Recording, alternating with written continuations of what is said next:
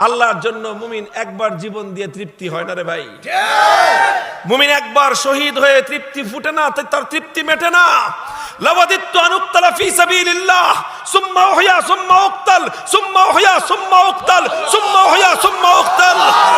আরে আমরা তো সেই নবীর উম্মত যে নবী নিজে বলেছেন আমার হৃদয়ের কামনা হলো আল্লাহর জন্য একবার জীবন দেই, শহীদ হয়ে যাই, আবার আল্লাহ আমাকে জীবন দিলে আবার শহীদ হয়ে যাই, আবার জীবন দিলে আবার শহীদ হয়ে যাই। এটাই আমার জিন্দেগির কামনার তামান্না।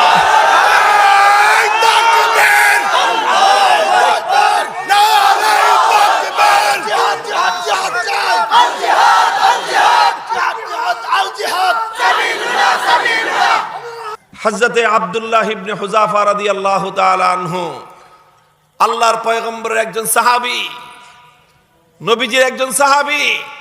হযরত ওমর ফারুক রাদিয়াল্লাহু তাআলা আনহুর